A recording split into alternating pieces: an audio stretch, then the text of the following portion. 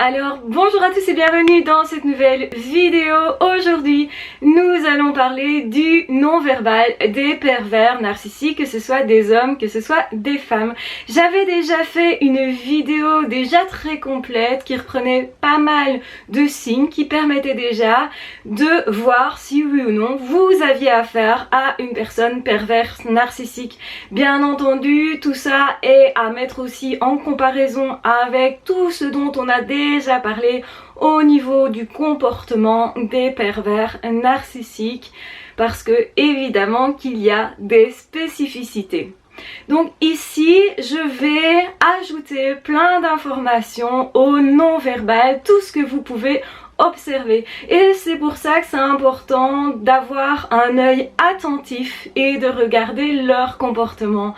Bien sûr que ce sont des personnes qui trichent, qui mentent au niveau déjà du verbal, mais également dans le non-verbal. Et le non-verbal, on ne sait pas le maîtriser autant que ce qui est verbal. Justement, vous allez vous apercevoir qu'il y a des anomalies, qu'il y a quelque chose qui dysfonctionne, et c'est une raison de plus de faire cette vidéo pour justement vous permettre d'y voir clair, parce que vous le savez, tout ce que veulent les pervers narcissiques, c'est vous emprisonner en vous brouillant l'esprit, en vous empêchant de voir la vraie réalité, donc qui n'est pas une relation, et le fait que l'autre ne va rien vous apporter, mais plutôt vous prendre quelque chose.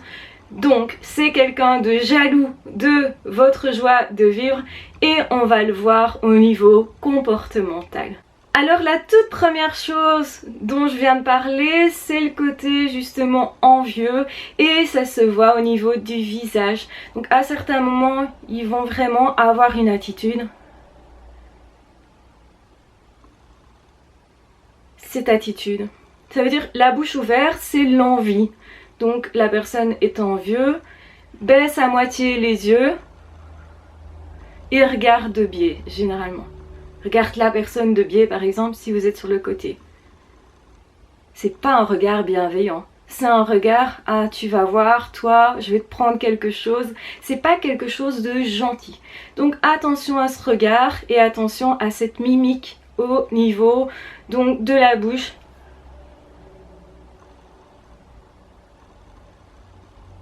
Vous verrez ça aussi sur des photos, vous verrez ça un petit peu partout, et c'est important du coup d'analyser ça et d'être hyper attentif. En fait, tout ce qui est non verbal est assez subtil, donc il faut vraiment être hyper attentif. Une chose que vous allez remarquer assez facilement, c'est que la personne va facilement, quand elle parle, crier par exemple, élever la voix. Ça va devenir à certains moments désagréable. Pourquoi cette personne fait ça ? Par besoin d'attention, pour mobiliser la scène. C'est aussi pour eux une forme de sorte de théâtre. Donc la personne commence à élever la voix, parle aussi avec des grands gestes, et ce qui est typique, c'est vraiment montrer du doigt.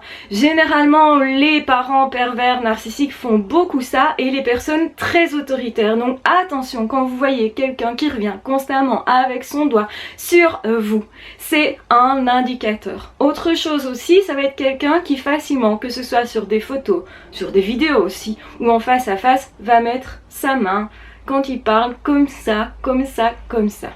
C'est quelqu'un qui essaye de cacher quelque chose, qui va en fait mettre un paravent devant vous pour justement ne pas vous laisser détecter tout. Donc c'est quelqu'un qui souhaite se cacher, se masquer, qui en fait a peur qu'on découvre l'intériorité vide dans ce cas-ci. Attention, certains timides peuvent faire ça un petit peu, avoir les mains comme ça autour du visage, mais ça va être limité. Vous n'aurez pas justement le côté autoritaire qui va avec, le côté doigt pointé comme ça. Autre chose vraiment typique, c'est que à certains moments ils vont se mettre donc en scène. Donc vous allez avoir vraiment des émotions exagérées, qui sont des émotions mimées, qui parfois arrivent en décalage par rapport à ce que devrait être, que le moment où tout le monde rigole, eux ils vont rigoler. Donc j'avais parlé du sourire avec les yeux qui ne sourient pas et le côté figé de la bouche, donc quelque chose qui ne va pas ensemble finalement. Quand on cache l'un et l'autre sur une photo, on voit ça très bien, mais c'est aussi le sourire comme ça, c'est-à-dire on montre les dents et on serre la mâchoire. Donc c'est un sourire qui est artificiel et qui est présent de la même façon, donc c'est la même mimique sur chaque photo. En réalité, les personnes qui ont beaucoup d'émotionnel ont plus de possibilités que ça, donc c'est-à-dire vont avoir le visage beaucoup plus expressif. Donc quand vous les voyez en face de vous, c'est beaucoup plus expressif. Quand une personne n'est pas perverse narcissique, elle va passer par toute une série d'émotions et ça va se voir. Vous aurez toute une variabilité dans les émotions, les yeux qui sourient et puis le visage qui se ferme, mais ça va être authentique et les gestes aussi vont être cohérents. Donc vous aurez toute une série de choses comme ça, vous allez voir très vite des émotions changeantes. Il y a une fluidité simulée, une continuité, une logique dans l'expression des émotions de quelqu'un avec toute une variabilité aussi. Et plus quelqu'un est expressif, justement, plus quelqu'un est sensible et plus vous allez voir cette variation émotionnelle. Donc ça se voit particulièrement bien chez les surdoués et chez les hypersensibles. Alors, au niveau justement des photos, on va voir donc ce côté vraiment le visage qui est quelque part sur arrêt, donc comme un arrêt sur image, et vous allez voir aussi à certains moments, au lieu d'avoir cette fluidité émotionnelle, vous aurez des périodes comme ça où la personne elle n'exprime rien, elle a plutôt un visage fermé. Fermé en colère. Donc c'est la commissure des lèvres qui va être poussée vers l'intérieur et on va un peu retrouver ce côté cul de poule comme ça.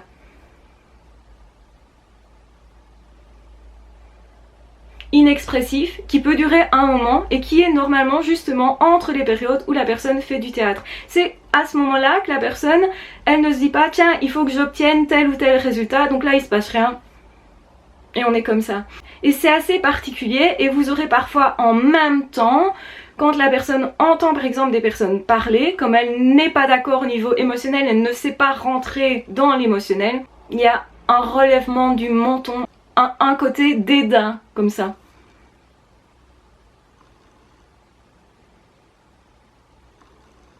Et la mâchoire un petit peu serrée, vous allez voir des tensions au niveau du cou, parfois une veine qui bat, donc signe justement d'énervement, quelque chose qui est crispé.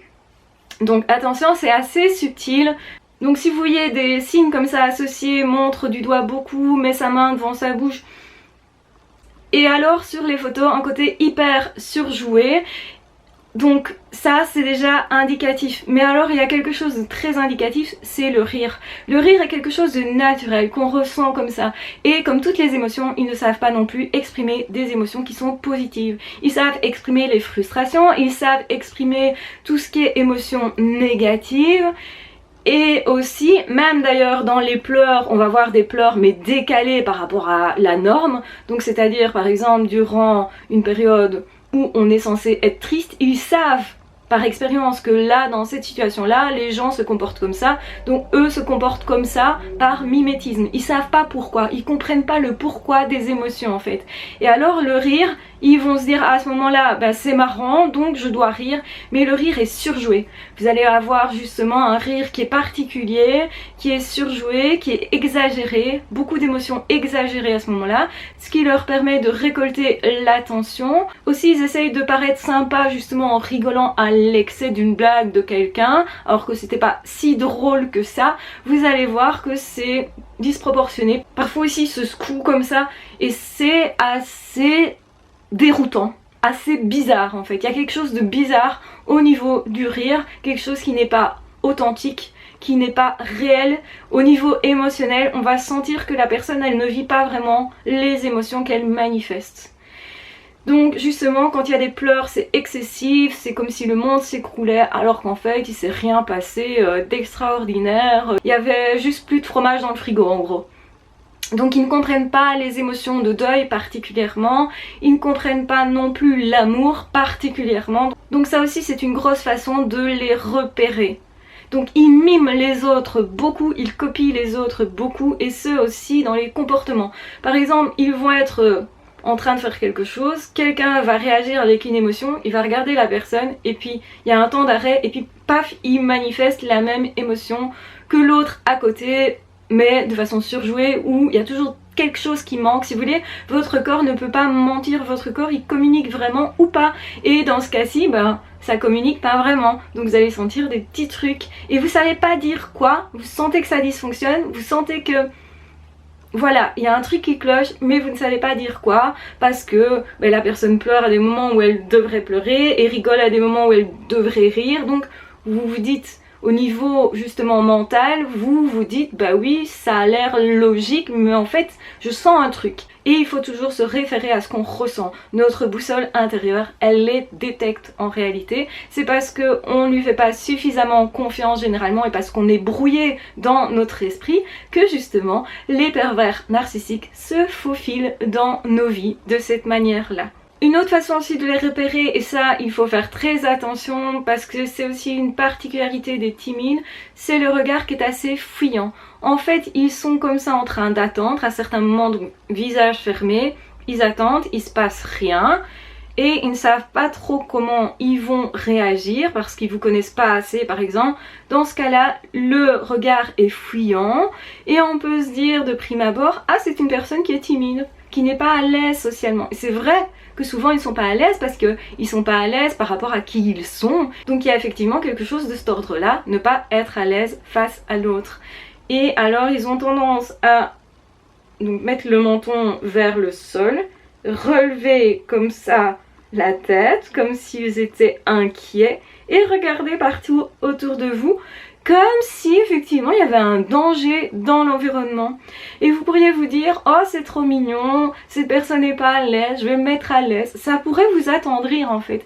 Et c'est aussi comme ça qu'on peut se dire bah, cette personne est inoffensive parce que cette personne est plutôt timide. Et donc certains paraissent plutôt timides et vous allez voir très vite l'arrogance à certains moments reprendre le dessus, particulièrement quand ils savent qu'ils ont gagné avec vous, qu'ils ont réussi à attiser votre désir, à avoir votre présence. Quand justement tout d'un coup ils vont switcher pour prendre pouvoir sur vous, ça doit vous alerter. Une personne de timide ne fait jamais ça. Une personne timide, elle prend confiance au fur et à mesure, mais ça va être doux. Et donc autrement dit, il n'y a pas une prise de pouvoir soudaine, il n'y a pas de l'arrogance soudaine, il n'y a pas d'agressivité soudaine.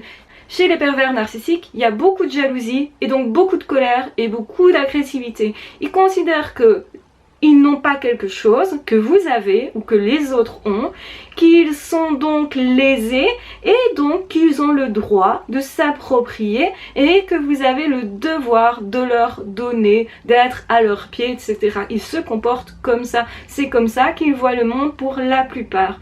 Et donc attention, quand ils sont justement en train aussi d'apprécier quelque chose, un massage, etc. Vous allez voir un large sourire, mais à eux-mêmes, dirigé vers eux-mêmes, donc avec le menton comme ça, qui est dirigé vers eux et pas vers vous. C'est comme ça qu'on peut détecter aussi que la personne n'a pas envie de relation, mais a envie de se regarder elle-même, donc on voit le narcissisme à ce moment-là. Voilà, j'espère que cette vidéo vous aura aidé. Je fais un bref petit résumé. Donc la personne monte du doigt, la personne met une main devant son visage entre vous, autrement dit, la personne a un visage fermé, en cul de poule parfois, avec un sourire serré, une attitude à regarder ce qui se fait socialement et à le copier, un décalage au niveau des larmes, au niveau des émotions qui ne sont pas fluides, peu d'émotions finalement au niveau du visage, donc s'agite beaucoup, parle fort pour avoir l'attention, le regard parfois fuyant quand ils paraissent timides, aussi à se sourire à eux-mêmes, à se regarder eux-mêmes et à regarder tout ce qui se passe autour comme s'il y avait un danger. Donc une attitude à ouvrir la bouche et à regarder en coin par jalousie, à relever la tête, à être dans une position comme ça, visage fermé, et aussi parfois des temps de pause entre le moment où ils réagissent où ils agissent plutôt, et des moments où il ne se passe rien, un visage fermé, un visage neutre mais vers la colère généralement. Donc voilà, j'espère que cette vidéo vous aura aidé, vous aura permis d'y voir clair et de mieux, encore mieux, détecter les pervers narcissiques de façon à ne pas les laisser rentrer dans votre vie ou à les éliminer de votre vie. Retrouver de la clarté par rapport à la personne que vous avez en face de vous, c'est hyper important, c'est ce qui va être déterminant sur le fait justement de donner votre confiance à des personnes qui sont authentiques, qui sont vraiment là pour une relation avec vous, parce qu'ils sont vraiment en train de se partager, de vouloir échanger et de vouloir construire aussi avec vous. Je vous embrasse bien fort, je vous aime très fort, prenez bien soin de vous. N'hésitez pas à partager cette vidéo si elle vous a plu. Je rappelle que la copie est interdite de mes vidéos parce que la première a été pas mal copier. Donc je voudrais simplement rappeler qu'il y a des droits d'auteur sur toutes mes vidéos et l'ensemble de cette chaîne YouTube. En attendant, je vous embrasse bien fort, je vous aime très fort, prenez bien soin de vous. N'hésitez pas à vous abonner si c'est pas encore fait. N'hésitez pas aussi à commenter et à me poser des questions si vous voulez voir justement des sujets traités en vidéo, des choses dont vous avez besoin mais dont vous n'avez pas encore trouvé la solution. Je vous embrasse bien fort, prenez bien soin de vous et de toute façon on se retrouve très vite dans d'autres audios ou dans d'autres vidéos. Ah, ciao, bye bye!